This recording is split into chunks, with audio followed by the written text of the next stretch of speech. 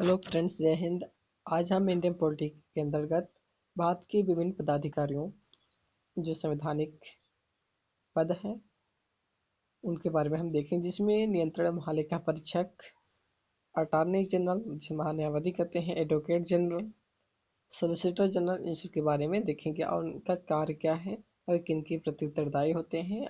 एक तो आप लोग वीडियो में कंटिन्यू एंड तक बने रहेगा। ये एग्जाम की दृष्टि से काफ़ी इम्पोर्टेंट रहने वाली है, जो विभिन्न कम्पिटेटिव एग्जाम होने वाली आगामी उसकी दृष्टि से काफ़ी महत्वपूर्ण है। अगर इस चैप्टर से अगर कोई भी क्वेश्चन आता है तो इसमें फंसने के पूरे चांसेस है। अगर चैनल पर नए हैं, चैनल को सब्सक्राइब कर दीजिएगा और बेल आइकन को प्रेस कर दीजिएगा। अपने दोस्तों तक ज़्यादा से ज़्यादा शेयर कर दीजिएगा। अगर आपको वीडियो पसंद आती है तो वीडियो को लाइक कर दीजिएगा और कमेंट करना ना भूलिएगा। पहले प्रश्न की तरफ चलते हैं। इसमें पहला प्रश्न है कि भारत के नियंत्रक तथा महालेखा परीक्षक की नियुक्ति की बात हो रही है। नियुक्ति कौन करता है? भारत के नियंत्रण महालेखा परीक्षक की नियुक्ति कौन करता है? ऑप्शन यहाँ पे है लोकसभा, वित्त मंत्री, राष्ट्रपति, प्रधानमंत्री। जो भारत का नियंत्रण महालेखा परीक्षक होता है उसकी नियुक्ति करने का जो अधिकार है वह राष्ट्रपति के पास है। किसके पास है? तो राष्ट्रपति के पास है। ऑप्शन सी करेक्ट हो जाएगा। अगला प्रश्न देख लेते हैं। भारत के नियंत्रण एवं महालेखा परीक्षक की नियुक्ति कितने वर्षों के लिए की जाती है? भारत के नियंत्रण एवं महालेखा परीक्षक की नियुक्ति कितने वर्षों के लिए की जाती है? ऑप्शन यहाँ पे 4 वर्ष, 6 वर्ष, 8 वर्ष, 5 वर्ष। इसमें से हो जाएगा 6 वर्ष। ऑप्शन बी क्या हो जाएगा? करेक्ट हो जाएगा। आप लोग भी बताने का प्रयास कीजिए, क्योंकि जो नियंत्रण महापरीक्षक होता है वह 6 वर्ष की आयु तक अपने पद पर रहता है। अगर उससे पहले 65 वर्ष की आयु पूर्ण कर लेता है तो उस पद से वह क्या है? निवृत्त हो जाता है। तो यहाँ पे ऑप्शन क्या होगा? ऑप्शन बी तक करेक्ट हो जाएगा। अगला प्रश्न है, भारत का नियंत्रण महालेखा परीक्षक किसके लिए मुख्य लेखाकार तथा लेखा परीक्षक के रूप में कार्य करता है? ऑप्शन यहाँ पे संघ सरकार के लिए, राज्य सरकारों के लिए, संघ तथा राज्य सरकारों के लिए, न संघ सरकार के लिए और न ही राज्य सरकारों के लिए। तो जो नियंत्रण महालेखा परीक्षक होता है वह संघ तथा राज्य दोनों सरकारों के लिए काम करती है और दोनों सरकारों का जो लेखा होता है उन सबका लेखा परीक्षक करते हैं। यहाँ पे क्या हो जाएगा? ऑप्शन सीधा करेक्ट हो जाएगा।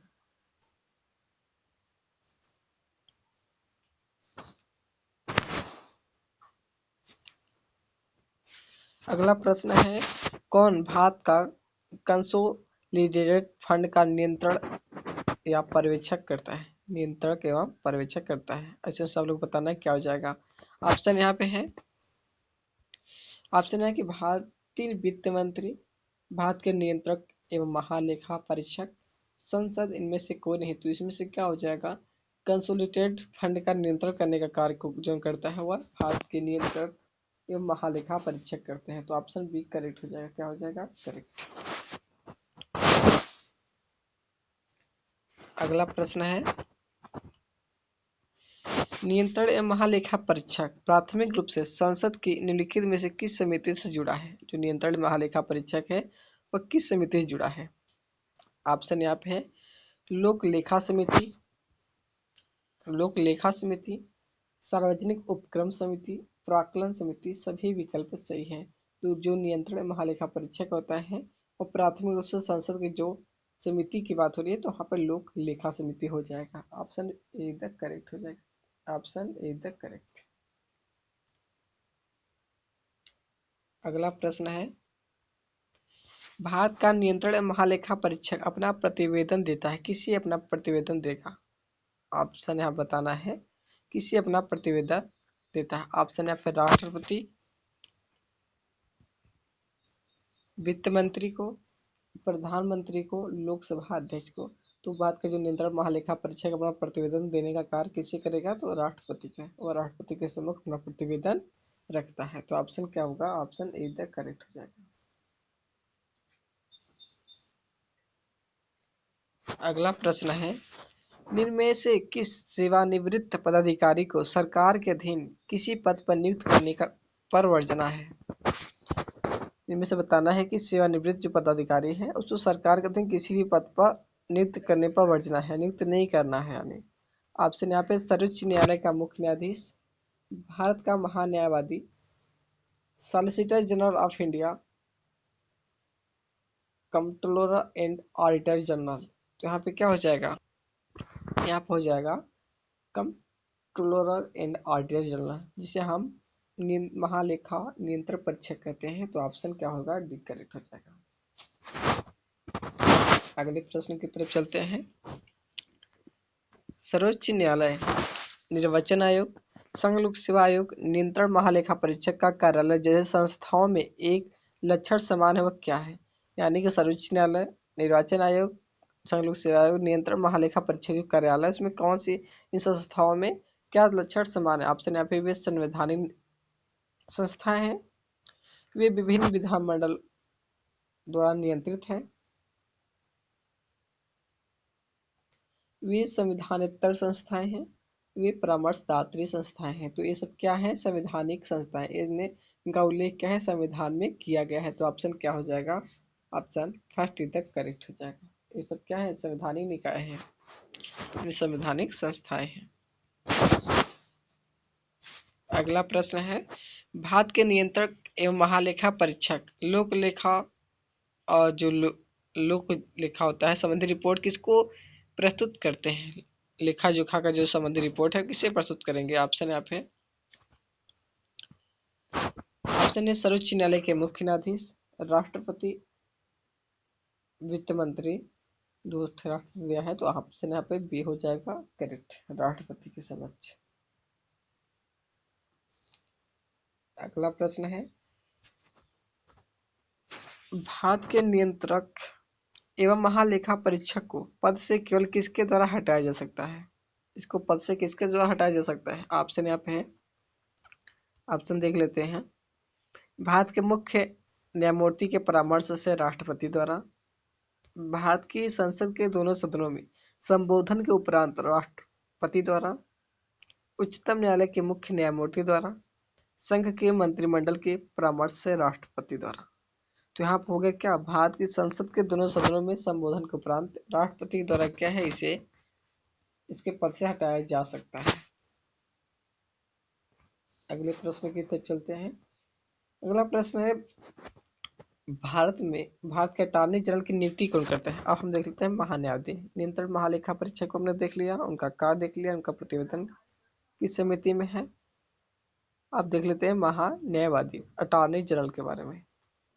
इनकी नियुक्ति की बात करें तो इनकी नियुक्ति भी किसके द्वारा की जाएगी? ऑप्शन यहाँ पे है, सर्वोच्च न्यायालय का मुख्य न्यायाधीश, भारत का प्रधानमंत्री, भारत का राष्ट्रपति, संघ लोक सेवा आयोग। तो इनकी नियुक्ति का करने का भी अधिकार किसके पास है? राष्ट्रपति के पास है। ये तो क्या है, वो भारत का राष्ट्रपति हो जाएगा। अगला प्रश्न है, निम्नलिखित में से कौन राष्ट्रपति के प्रसाद पर्यंत अपना पद धारण करता है? इसमें बताना है कि राष्ट्रपति के प्रसाद पर्यंत कौन अपना पद धारण करता है। ऑप्शन यहाँ पे है, भारत का महान्यायवादी, लोकसभा अध्यक्ष, मुख्य निर्वाचक आयुक्त, मुख्य निर्वाचन आयुक्त हो जाएगा, भारत का नियंत्रण महालेखा परीक्षक। तो यह जो राष्ट्रपति के प्रसाद पर्यंत अपने पद पर बना रहता है वह भारत का महान्यायवादी, जिसे हम अटॉर्नी जनरल कहते हैं। ऑप्शन क्या हो जाएगा, option first is the correct हो जाएगा।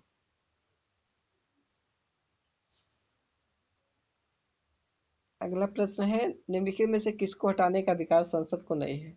बताना इसमें से किसको हटाने का अधिकार संसद को नहीं है। ऑप्शन में देख लेते हैं, भारत का महान्यायवादी, मुख्य निर्वाचन आयुक्त, उच्च न्यायालय के न्यायाधीश, सर्वोच्च न्यायालय के न्यायाधीश।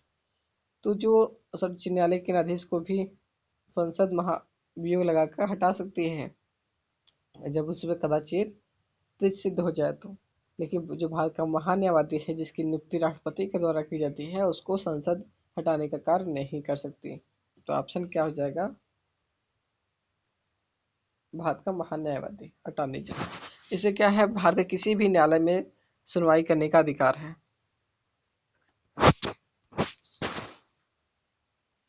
अगला प्रश्न है, भारत के महान्यायवादी को कहाँ पर सुनवाई करने का अधिकार है? ऑप्शन यहाँ पे है, उच्चतम न्यायालय, कोई भी उच्च न्यायालय, कोई भी सेशन न्यायालय, भारत का कोई भी विधि न्यायालय, भारत का कोई भी विधि न्यायालय होगा उसमें यह सुनवाई करने का अधिकार इसे है। तो ऑप्शन क्या होगा? Option B. अगला प्रश्न देख लेते हैं, भारत का सॉलिसिटर जनरल होता है। आप सॉलिसिटर जनरल के बाद देखते हैं, भारत का सॉलिसिटर ऑप्शन यहाँ पे है, एक प्रशासनिक अधिकारी, एक न्यायिक सलाहकार, प्रधानमंत्री का सलाहकार, राष्ट्रपति को सलाह देने के लिए एक कानूनी अधिकारी। तो सॉलिसिटर की बात हो रही है, तो सॉलिसिटर क्या है? एक प्रशासनिक अधिकारी होता है। ऑप्शन इधर करेक्ट हो जाएगा। अगला प्रश्न है, राज्य का उच्चतम विधिक अधिकारी निम्नलिखित में से कौन सा होता है? ऑप्शन यहाँ पे है, विधि विभाग का secretary general, solicitor general, advocate general, attorney general. तो उच्चतम विधि अधिकारी की बात हो तो यहाँ पर अटॉर्नी जनरल हो जाएगा। ऑप्शन डी करेक्ट हो जाएगा। इसे महान्यायवादी कहते हैं। ये किसी क्या है, किसी भी विधि न्यायालय में आप सुनवाई कर सकता है। अगले प्रश्न की तरफ चलते हैं। अगला प्रश्न क्या है, मुख्य सतर्कता आयुक्त की नियुक्ति कौन करता है? मुख्य सतर्कता आयुक्त की नियुक्ति कौन करता है? ऑप्शन है फिर राज्यपाल, गृह मंत्री, प्रधानमंत्री, राष्ट्रपति। तो सतर्कता आयुक्त की नियुक्ति करने का भी अधिकार राष्ट्रपति के पास है। ऑप्शन डी करेक्ट हो जाएगा। भारत सरकार के सर्वोच्च शासकीय अधिकारी कौन है? भारत सरकार के सर्वोच्च शासकीय अधिकारी कौन है? ऑप्शन यहाँ पे भारत के प्रधानमंत्री के मुख्य सचिव, भारत के मंत्रिमंडलीय सचिव, भारत के रक्षा सचिव, दिल्ली के उपराज्यपाल। भारत सरकार के सर्वोच्च शासकीय अधिकारी की बात करें तो यहाँ पे भारत के जो मंत्रिमंडलीय सचिव होते हैं वो सर्वोच्च होते हैं, सर्वोच्च अधिकारी होते हैं। अगला प्रश्न है, कानूनी विषयों पर राज्य सरकार को कौन परामर्श देता है? अब राज्य की बात कर रहे हैं तो राज्य के बारे में देखते हैं। ऑप्शन यहाँ पे उच्च न्यायालय के मुख्य न्यायाधीश, उच्च न्यायालय के मुख्य न्यायाधीश, महान्यायाधिकर्ता, एडवोकेट जनरल, महान्यायवादी। तो यहाँ पे राज्य की बात हो रही है तो यहाँ राज्य के लिए एडवोकेट जनरल होता है। ऑप्शन यहाँ पर क्या हो जाएगा? ऑप्शन सी हो जाएगा। जो महान्यायवादी होता है वह किसके लिए होता है? वह संघ के लिए होता है।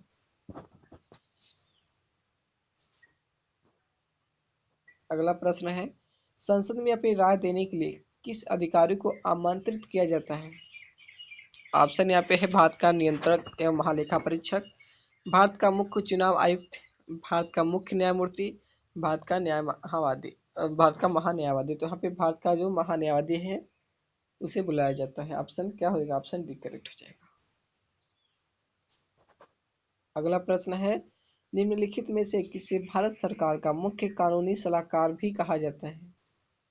कानून पर सलाहकार देने का अधिकार किसे है? तो ऑप्शन यहाँ पे है, भारतीय सर्वोच्च न्यायालय के न्यायाधीश, भारत के महान्यायवादी, भारत के महान्यायवादी, भारत के नियंत्रण महालेखा परीक्षक, भारत के मुख्य न्यायाधीश। तो यह हो जाएगा भारत के महान्यायवादी। ऑप्शन बी करेक्ट हो जाएगा।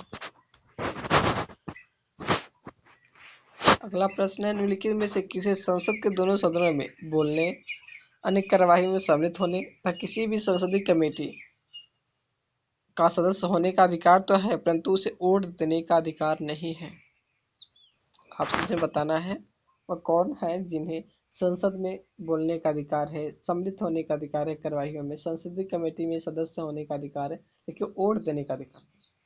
तो यहाँ पे ऑप्शन क्या है? भारत के अटॉर्नी जनरल, भारत के अटॉर्नी जनरल, भारत के वित्त आयोग के अध्यक्ष, भारत के मुख्य चुनाव आयुक्त, भारत के महालेखा परीक्षक एवं लेखा नियंत्रक।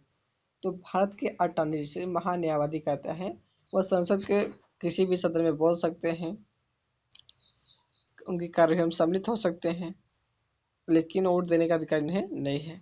ऑप्शन क्या हो जाएगा? Option first is the correct, Bharat का अटॉर्नी जनरल।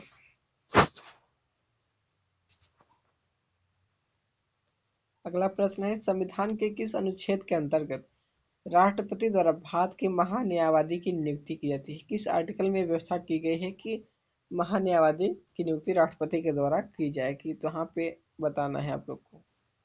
ऑप्शन यहाँ पे है अनुच्छेद 158, अनुच्छेद 158, अनुच्छेद 76, अनुच्छेद 92, अनुच्छेद 63। इसमें से क्या हो जाएगा आप लोग बताइए? इसमें हो जाएगा अनुच्छेद 76। अनुच्छेद 76 के तहत क्या है? महान्यायवादी की नियुक्ति राष्ट्रपति के द्वारा की जाती है। ऑप्शन बी करेक्ट हो जाएगा।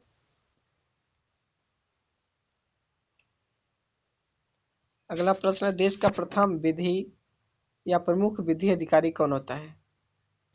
ऑप्शन है न्यायिककर्ता यानी सॉलिसिटर जनरल, विधि मंत्री, महान्यायवादी अटॉर्नी जनरल, भारत का मुख्य न्यायाधीश, चीफ जस्टिस ऑफ इंडिया। तो यहाँ पे क्या हो जाएगा? विधि के अधिकारी की बात हो रही है, भारत का प्रथम विधि अधिकारी महान्यायवादी यहाँ हो जाएंगे। क्या हो जाएगा? महान्यायवादी अटॉर्नी जनरल।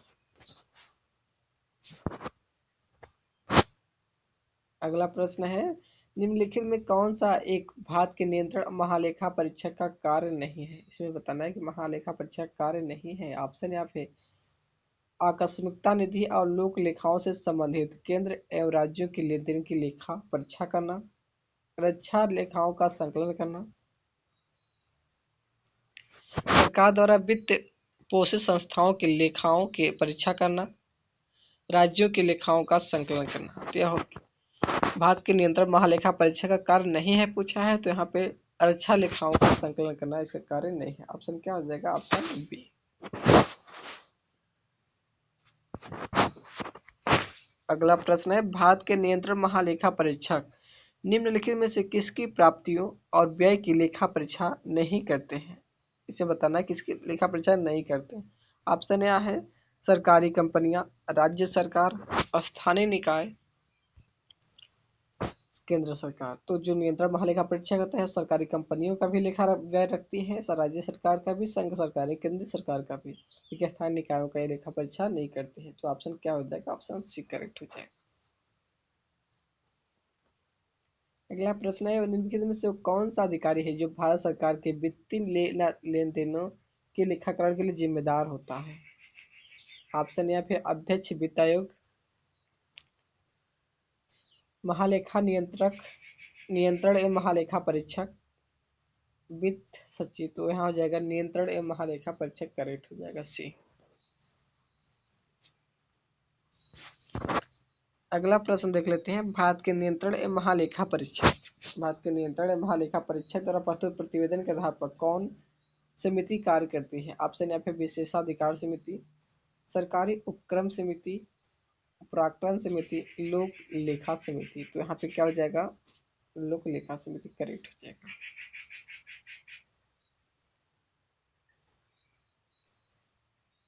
अगला प्रश्न, भारतीय नियंत्रण महालेखा परीक्षक किसके लिए एक मित्र दार्शनिक मार्गदर्शक के रूप में कार्य करते हैं? ऑप्शन यहाँ पे लोक लेखा समिति, ऑप्शन है लोक लेखा समिति, प्राक्कलन समिति, वित्त मंत्रालय, लोक उपक्रम समिति। तो यहाँ हो जाएगा लोक लेखा समिति के लिए एक मित्र दार्शनिक मार्गदर्शक के रूप में कार्य करते हैं।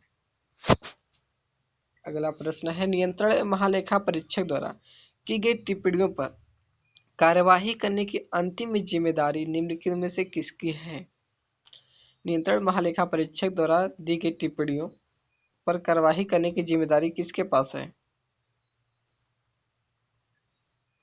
ऑप्शन यहाँ पे राष्ट्रीय विकास परिषद, भारत के राष्ट्रपति, संसद, उच्चतम न्यायालय। तो यहाँ हो जाएगा संसद। अंतिम जो टिप्पणी होती है वह संसद में होती है। अगला प्रश्न है, निम्नलिखित में से किसकी नियुक्ति लोकधन के व्यय की निगरानी के लिए संसदीय प्रहरी के रूप में किया जाता है? इसकी नियुक्ति लोकधन की निगरानी और प्रहरी के रूप में किया जाता है। ऑप्शन यहाँ पे एडवोकेट जनरल, नियंत्रण महालेखा परीक्षक, सॉलिसिटर जनरल, महान्यायवादी। तो यहाँ पर जाएगा नियंत्रण महालेखा परीक्षक। अगला प्रश्न है, भारत के नियंत्रण महालेखा परीक्षक की नियुक्ति की अवधि कितनी है? कितने अवधि तक अपने पद पर बने रह सकते हैं? ऑप्शन यहाँ पे 5 वर्ष, 65 वर्ष, 6 वर्ष या 65 वर्ष की आयु जो पहले हो जाए, 64 वर्ष की आयु तक। तो यहाँ पे क्या हो जाएगा, इनकी नियुक्ति कितनी वर्ष के लिए होती है, 6 वर्ष के लिए। लेकिन इससे पहले अगर वो 65 वर्ष की आयु पूर्ण कर लेते हैं तो उनकी सेवानिवृत्ति हो जाती है। तो ऑप्शन सी करेक्ट हो जाएगा। अगला प्रश्न है, भारत के नियंत्रक एवं महालेखा परीक्षक की नियुक्ति संविधान के किस अनुच्छेद के तहत की जाती है? ऑप्शन यहाँ पे अनुच्छेद 180, अनुच्छेद 148, अनुच्छेद 66, अनुच्छेद 73। तो नियंत्रण महालेखा परीक्षक की नियुक्ति की बात हो रही है तो यह हो जाएगा 148 के तहत। अगला प्रश्न है, निम्नलिखित में से किसके द्वारा भारत के नियंत्रक एवं महालेखा परीक्षक के पद का सृजन हुआ है? किसके द्वारा हुआ है इनके पद का सृजन? ऑप्शन है संसदीय अधिनियम द्वारा, संविधान द्वारा, मंत्रिमंडल के संकल्प द्वारा, इनमें से कोई नहीं। तो इनका जो ये संवैधानिक निकाय है तो इनका संविधान में उल्लेख है। ऑप्शन क्या हो जाएगा, ऑप्शन बी करेक्ट हो जाएगा। अब देख लेते हैं संविधान के किस अनुच्छेद में संसद को संविधान संशोधन अधिनियम संशोधन करने का अधिकार है। आप संविधान संशोधन संबंधी देख सकते हैं प्रश्नों को। तो संविधान के किस अनुच्छेद में बताना है कि संसद को संविधान में संशोधन करने का अधिकार है? किस आर्टिकल में प्रावधान किया गया है कि संविधान में संशोधन किया जा सकता है? अनुच्छेद 370, अनुच्छेद 368, अनुच्छेद 390, अनुच्छेद 376। तो हो जाएगा अनुच्छेद 368 के तहत होता है, भाग 22 में इसका उल्लेख किया गया है। तो ऑप्शन क्या होगा, ऑप्शन बी करेक्ट हो जाएगा। अगला प्रश्न है, 73वें संविधान संशोधन के बाद निम्नलिखित में पहला कौन सा राज्य था जिसमें पंचायती राज संस्थाओं के लिए सीधे चुनाव कराए गए थे? पहला राज्य पूछा है तो यहाँ पे ऑप्शन है मध्य प्रदेश, राजस्थान, महाराष्ट्र, गुजरात। तो हो जाएगा राजस्थान। ऑप्शन बी करेक्ट हो जाएगा।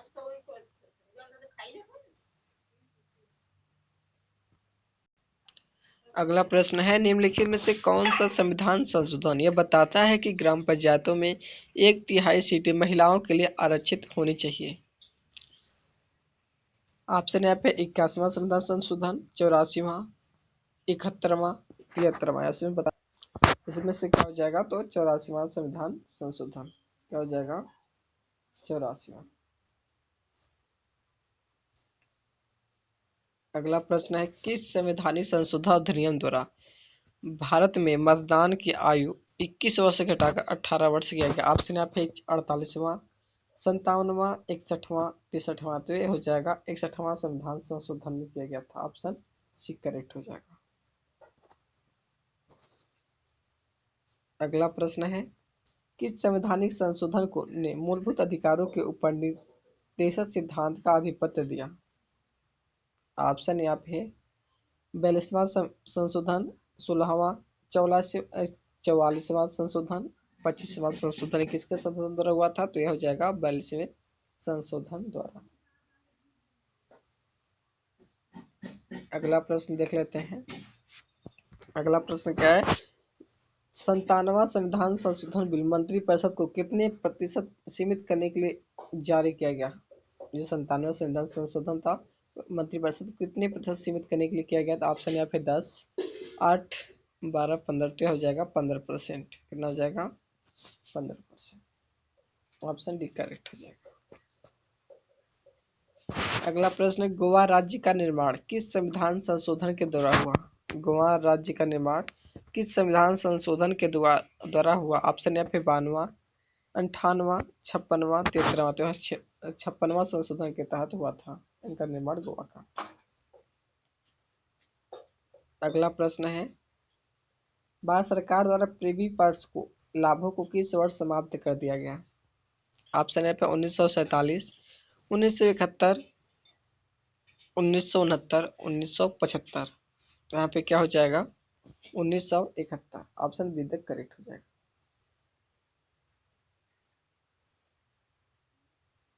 अगला प्रश्न देख लेते हैं, किस संवैधानिक संशोधन द्वारा 6 वर्ष और 14 वर्ष के सभी बच्चों के लिए निःशुल्क एवं अनिवार्य शिक्षा की व्यवस्था थी और शिक्षा को मूल अधिकार बनाया गया था?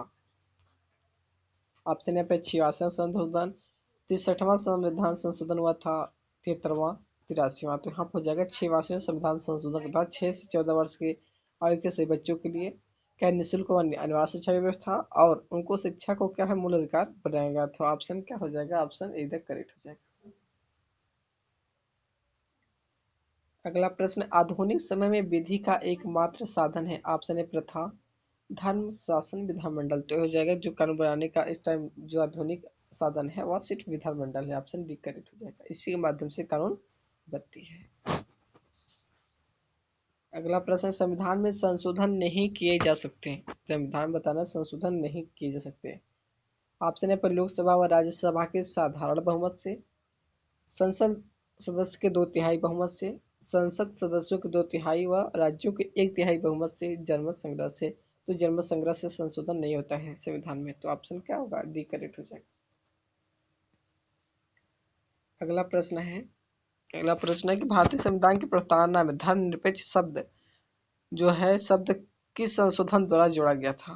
ऑप्शन या फिर 48वां, 44वां, 43वां, 42वां। तो 42वें संविधान संशोधन के तहत धर्मनिरपेक्ष अखंडता सब जो जोड़ा गया था। अगला प्रश्न है, उस संविधान संशोधन का नाम बताइए। उस संशोधन का नाम बताइए संविधान संशोधन का जिसके तहत 3 राज्य छत्तीसगढ़, उत्तरांचल, झारखंड का गठन हुआ। ऑप्शन एफ है 81वां संविधान संशोधन 1999, 22वां संविधान संशोधन 2000, 83वां संविधान संशोधन 2000, 84वां संविधान संशोधन 2000। इसमें बताना है आपको कितना हो जाएगा। 84वां संविधान संशोधन 2000। तो फ्रेंड्स आज के वीडियो में समाप्त करते हैं। आई होप आपको वीडियो अच्छी लगी होगी। अगर वीडियो पसंद आई होगी तो वीडियो को लाइक करेगा, अपने दोस्तों तक शेयर करेगा और जो भी कन्फ्यूजन होगा कमेंट में आप जरूर बताइएगा। अगर चैनल पर नए हैं तो चैनल को सब्सक्राइब कर दीजिएगा और बेल आइकन को प्रेस कर दीजिएगा। यह आगामी एग्जाम की दृष्टि से काफ़ी इंपॉर्टेंट कुछ महत्वपूर्ण एमसीक्यू था। अगर आप इसे 1-2 बार देख लेते हैं तो आगामी एग्जाम की दृष्टि से आप खुद को बहुत ज़्यादा प्रिपेयर पाएंगे, जिससे आप अपना एग्जाम अच्छा से क्रैक कर पाएंगे। Okay, thanks, keep watching.